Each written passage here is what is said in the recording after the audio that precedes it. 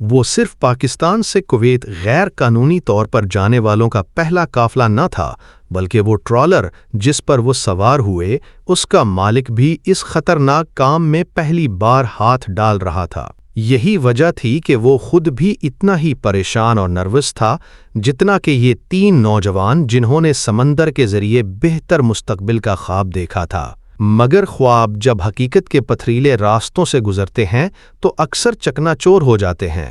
منصوبہ یہ تھا کہ ایک مخصوص جگہ پر پہنچ کر ان تینوں کو ایک دوسری لانچ میں منتقل کیا جائے جو انہیں کویت کے ساحلوں کے قریب لے جا سکے، مگر سمندر کی بے رحم لہریں اور ٹرالر کے مالک کی ناتجربہ کاری نے سب کچھ الٹ دیا۔ وہ لانچ جس پر سوار ہونا تھا کبھی ملی ہی نہیں۔ یوں وہ ٹرالر 3 ہفتے تک سمندر میں بھٹکتا رہا، ایک ایسا سفر جو بد نصیبی، بیماری اور موت کا استعارہ بن گیا۔ ان تینوں لڑکوں میں کرم علی سب سے مضبوط تھا، مگر وہ بھی صرف 12 گھنٹوں بعد سمندر کی بیماری سی سکنس کا شکار ہو گیا۔ باقی دونوں لڑکے بھی بدترین حالت کا شکار تھے۔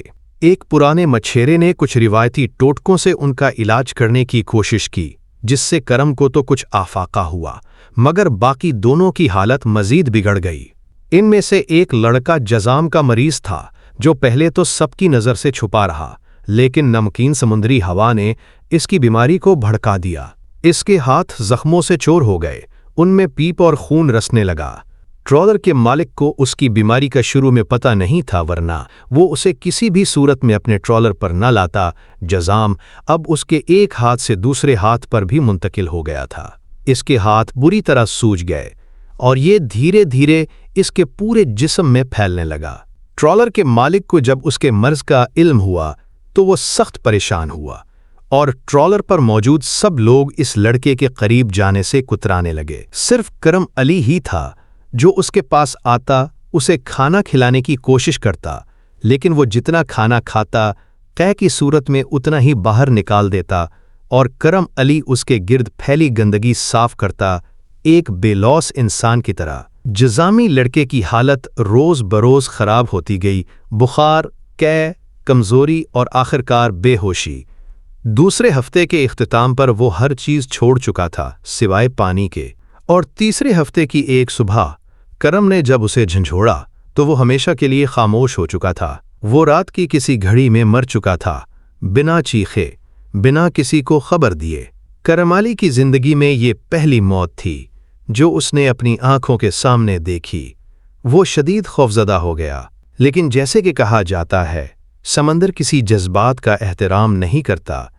ٹرالر کے مالک نے لاش کو چادر میں لپیٹا اور اسے سمندر کی نظر کر دیا۔ شدید گرمی کے موسم میں وہ اس لاش کو ٹرالر پر نہیں رکھ سکتے تھے، اور وہ بھی تب جب ان کے پاس نہ واپسی کا راستہ تھا نہ تدفین کی جگہ۔ کرم علی نے اپنی آنکھوں کے سامنے اس چادر میں لپٹی لاش کو پانی میں ڈوبتے دیکھا۔ کچھ لمحوں کے لیے وہ لاش سطح پر تیرتی رہی اور پھر سمندر نے اسے نگل لیا۔ وہ لمحہ ایسا تھا جیسے کسی کی پوری قسمت سمندر میں دفن ہو گئی ہو۔ جس لڑکے کا بدن اب مچھلیوں کی خوراک بن چکا تھا، اس کے گھر والے کویت سے آنے والے دیناروں کے انتظار میں بیٹھے تھے، ایک ایسا رزق جو اب کبھی نہیں پہنچنا تھا۔ وہ مہینوں تک یہ بھی نہیں جان پائے کہ ان کا بیٹا، بھائی یا شوہر کہاں کھو گیا۔ وہ بس یہ سمجھتے رہے کہ شاید وہ ابھی سفر میں ہے، پر انہیں کون بتائے کہ وہ شخص انہیں رزق پہنچانے کے خواب میں خود مچھلیوں کا رزق بن چکا ہے۔ یہ کہانی محض ایک حادثہ نہیں بلکہ ایک انتباہ ہے۔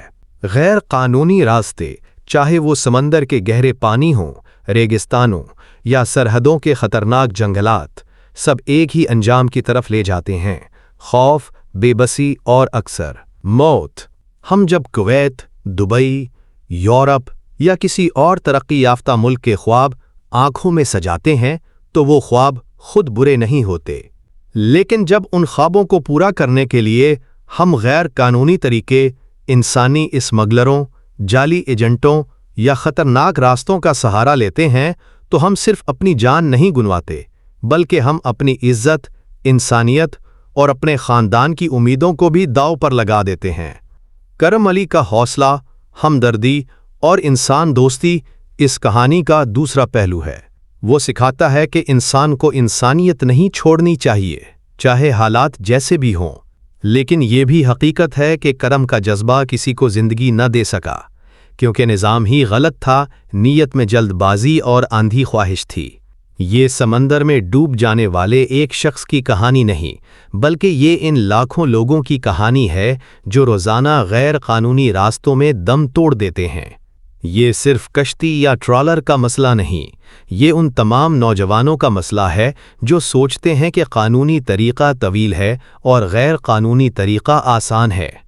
سوال یہ ہے، کیا ہم اپنی زندگی کی قیمت صرف چند دینار، درہم یا یورو پر لگا سکتے ہیں؟ خواب دیکھیں، ضرور دیکھیں، مگر ان خوابوں کا تعاقب قانونی، محفوظ اور باعزت طریقے سے کریں، کیونکہ زندگی صرف ایک بار ملتی ہے، اور وہ بھی کسی ایجنٹ کی جھوٹی گارنٹی یا اسمیگلر کے وعدے کے لیے قربان کرنے کے لیے نہیں۔